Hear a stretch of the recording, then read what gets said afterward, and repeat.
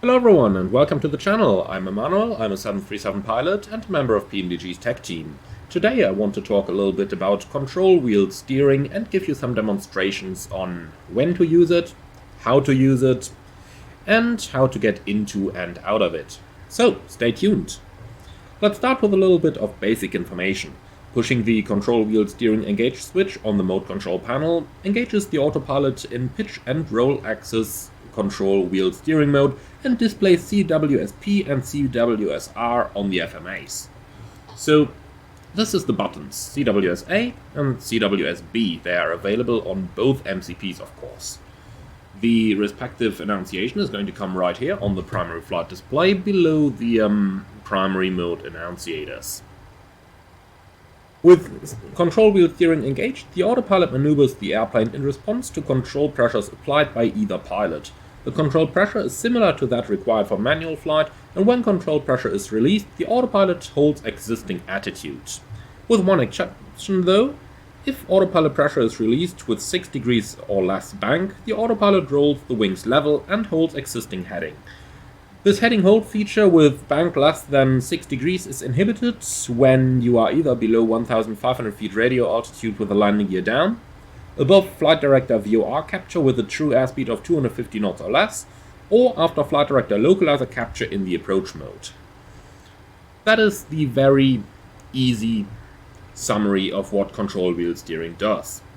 Now, the rest of it I will explain you as we fly along. So, most important thing to take away from here is control wheel steering is in autopilot mode, so all the autopilot engagement criteria applies, which in my airline is after takeoff, not below 1000 feet above field elevation, and the minimum use height of 158 feet applies on all approaches. Now, let's get airborne and let's see how control wheel steering actually works. We're standing here at Barbados Airport in a 737-900, fully prepared. So let's go ahead, start up timing and take off.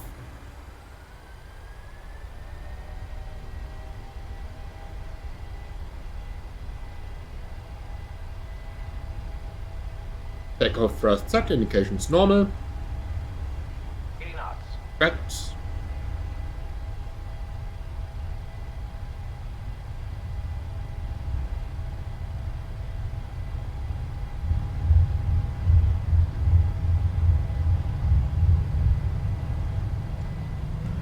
Rotate.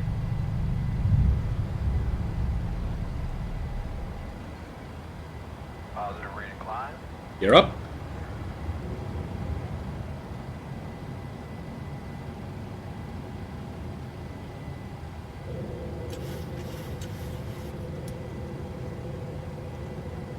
Heading select. Okay, and we are airborne. Passing 1000 feet, we can now engage control wheel steering, and I've engaged control wheel steering A. What we can see now is our airplane pretty much holding its bank and its attitude. So let's go ahead and pitch down a little bit. Note that I am using the control column right now to pitch the airplane down, as you can see. When I let go, the autopilot is simply going to maintain the pitch. In real life, I love to refer to control wheel steering as the Airbus mode, because it is essentially exactly what an Airbus fly-by-wire does. So, we can see the plane is still holding its attitude over here. Flaps up, and let's pitch down a little bit further. Let's go to 5 degrees, for example. We can see the normal effects of the speed increasing are totally eliminated here. The nose just stays exactly where it is because the autopilot is flying the airplane. Now we can do the same thing for a turn, and we can even do the same with the flight directors off. Let's go ahead and turn the flight directors off. You will see, since the autopilot is still engaged, we still see some modes showing there. So let's take a turn. Let's pitch up a little bit in order to maintain our airspeed. Here we go, 25 degrees angular bank turn. Make sure to release your control column smoothly so that the aircraft doesn't pitch down before the autopilot is able to catch up with the trim. Something like this. So here we go. And since Alt Acquire just engaged, the auto throttle is rolling back our engines, as we can hear in the background. But even with the engines rolling back, we can see that our attitude is perfectly kept by the autopilot. Okay, let's pitch down a little bit, intercept those 5,000 feet. It is worth noting that control wheel steering is not regularly used in the 737, with a single exception, which doesn't happen regularly though. So it is one of those modes that you would rarely touch. Okay, let's talk a little bit about some of the engagement and disengagement rules of control wheel steering mode. So at the moment we have control wheel steering engaged, and we can disengage it using the normal autopilot disconnect switches. So using our normal autopilot disconnect, and by the way, this shaking of the control wheel that you see here is actually something the real airplane does as well, because it really tries to maintain the values you input very accurately.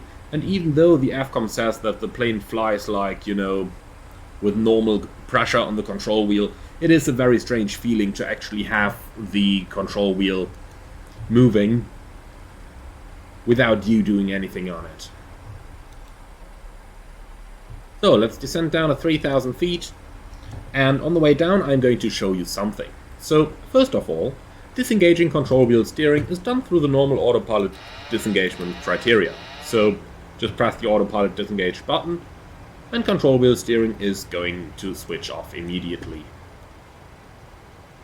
Now, there is a little bit different behavior on CWS when the command buttons are pressed. So let's once again turn the flight directors on, go heading select and level change, and now we're going to go into autopilot A.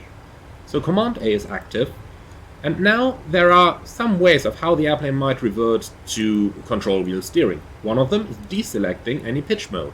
Now we can see control wheel steering pitch is active. However, as we approach the MCP selected target altitude with the command button active, as we can see up here, the autopilot is now automatically going to go into altitude hold, as we can see. So approaching the altitude acquire engages, and now the autopilot is once again active and maintains the MCP selected altitude.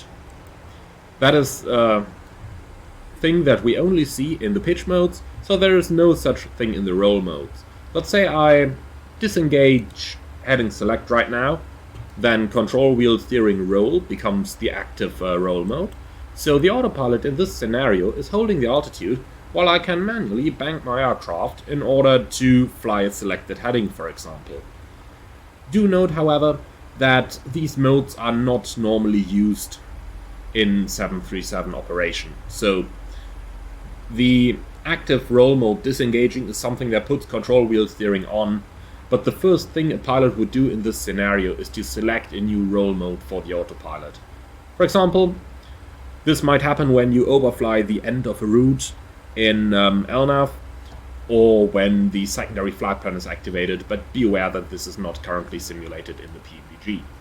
So we are right now stuck here in a roll mode, and contrary to how it worked with the altitude, if we pass the selected heading, nothing is going to happen, so the airplane is going to go right through it, as we can see right now. At any point, if you engage a lateral mode like heading select right now, then the airplane is immediately going to go back into autopilot, provided that the command switch has previously been engaged. So note the difference here.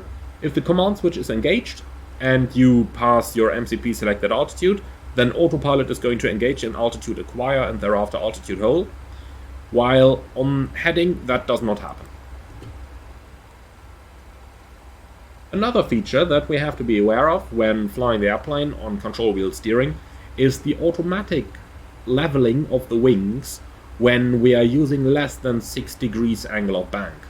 So right now our airplane is very nicely pitching us and turning us towards our target heading of 270, and while we are going to let it do this, let me quickly explain to you once again. If aileron pressure is released with 6 degrees or less of bank, the autopilot rolls the wings level and holds existing heading. This heading hold feature with bank less than 6 degrees is inhibited, however, when any of the following conditions exist. Either below 1,500 feet radio with the landing gear down, after flight director is captured in either VOR or localizer mode, and when the true airspeed is 250 knots or less. So, let's once again do this, and we want to roll out on a heading of 270. I've deselected heading mode, so the autopilot is engaged in control wheels during roll. Now, let me manually bank the airplane to 6 degrees of bank or less, and now I'll let go of the control column. You can see how the autopilot automatically rolls to a wings level situation. Let me once again do the same in the other hand side and show you the control column in the cockpit. And I tell you once again, as soon as I release my hardware control column here in front of my computer. So let's go to slide bank and I release. And now look at how the autopilot is flying the airplane back to a wings level situation. And that is all that control wheel steering is doing. Now I'm just going to demonstrate to you an approach using control wheel steering mode. So let's enable that direct to Inaba over here. Put on LNAV as the active mode. And you can either use the autopilot to follow this, or you can switch over towards control wheel steering. Watch how the autopilot disengaged and how we are now seeing control wheel steering roll and control wheel steering pitch, with the flight director being the active AFDS mode. So now I'm positioning the aircraft manually. So I'm manually pitching and rolling, and now I just let go of the control column, and you can see how the airplane perfectly maintains what I previously set up. So we are slowly approaching Inaba. Let's roll it wings level. And once again, I only have to bring the airplane to about 6 degrees of bank. Now I let go. And the autopilot rolls at wings level.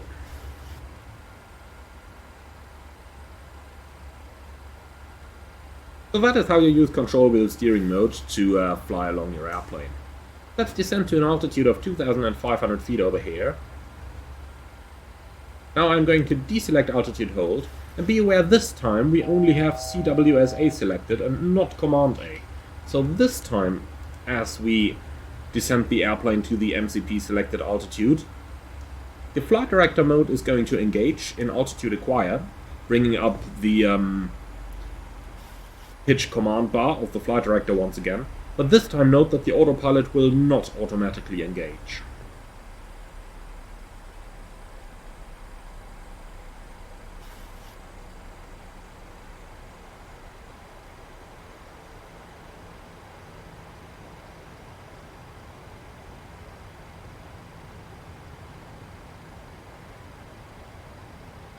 Okay, and we're at the MCP altitude. And I have to correct myself from earlier on. Actually, altitude hold is not supposed to come on automatically in this situation, since the Command A switch was not engaged. So the behavior we see over here is actually correct. 2,500. Very noted.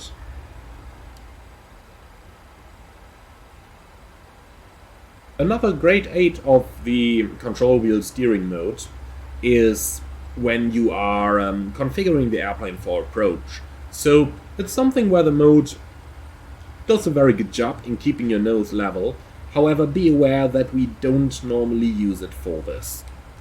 So just to be entirely sure over here, what I'm about to show you is a neat feature of the real autopilot, but something that is never actually used in real life. So let's engage the approach mode. We have localizer capture.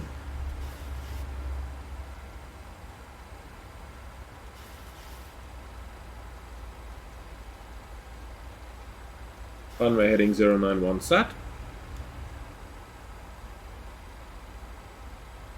Now let's go flaps 1 and note exactly what the pitch of the airplane is doing. Normally, the airplane would start pitching since we are changing the configuration. But note how now the nose stays exactly at the 6 degrees where it's been previously, while the flaps are extending. Now we have the flaps out in the 1 position, but do note how the nose stays exactly on those 6 degrees of pitch. So the airplane actually starts climbing a little bit right now, which we have to counter then manually.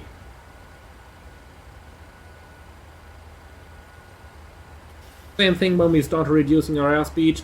You will see the pitch is going to stay exactly where it was previously.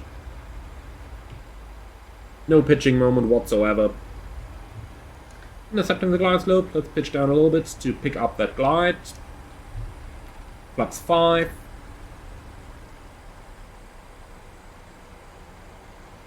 And note once again how the pitch stays exactly where it is as the flaps are extended into the 5 position.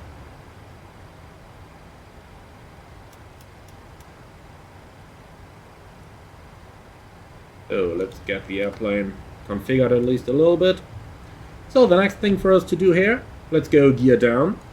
And once again the gear requires quite a bit of trim in manual flight to counteract the drag of the gear.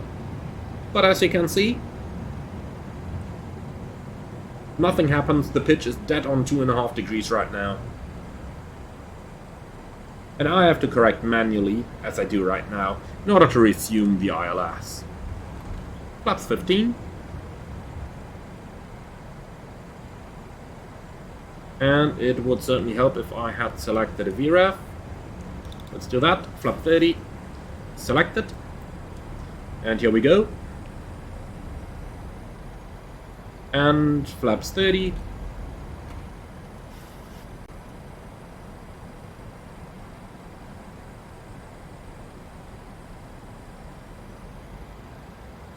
And here we are, established. And right now, I'm simply letting go of the control column. You can see how the airplane is perfectly maintaining its pitch and its roll angle. But be aware, with Warthog currently being the active mode, the feature that would roll wings level is currently disabled, so I have to steer manually right now in order to keep my airplane on the localizer exactly. Okay, let's look out a little bit as we are about to perform a landing over here. And what we are going to notice now is we can use control wheel steering all the way down. Flying through a lovely thermal right now. So we can use CWS all the way down to the minimum use height, which is 158 feet above the ground. So you will notice, however, that it feels like everything is happening a little bit delayed. The input of flying that airplane manually is just less accurate when you are using control wheel steering mode. However, as you can see, it is perfectly possible to fly that airplane down within the limits of the ILS to the minimum use height, and technically speaking, even below it, even though I would not recommend landing the airplane in control wheel steering. 50, 40, 30, 20, 10.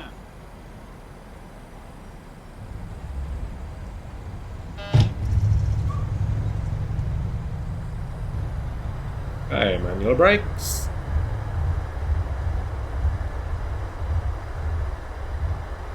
So while I am currently blowing my tires, let's quickly talk about what exactly is control wheel steering actually used for. So I told you a lot of things that it is not used for in this video and showed you all the lovely stuff it can do. But what do we actually use it for then? Well, that is quite a simple answer. The only situation in which control wheel steering is actively used in flying a Boeing 737 aircraft is when you encounter severe turbulence. So when severe turbulence is encountered, it is recommended to disengage the autopilot and put it into control wheel steering instead, and make sure that you do not actively try to chase your altitude. So you will not be able to maintain your altitude in severe turbulence. However, control wheel steering will do a good job in maintaining your attitude. So control wheel steering will keep your plane wings level, and it will keep your pitch at a decent value. So that is where we would use control wheel steering in real flight in the 737NG. Only during severe turbulence. Apart from that, we don't use control wheel steering, as the airplane just flies nicer when controlling it by hand, even though I did spend a little bit of time in the real aircraft flying it with control wheel steering, And if you sort of get accustomed to the Airbus mode, as I love to call it, then you can fly the plane like it. But overall, it is more precise and it is easier to fly using manual flight rather than control wheel steering mode, with the exception of severe turbulence. That is going to be it for this video. I would like to thank you very much for sticking with me all the way to the end. Thank you very much for your attention. As always, like, comment and subscribe, and I'm looking forward to see you all again on the next one. If you do want to support the channel, you can do so through the Buy Me a Coffee link that you can find in the video description below.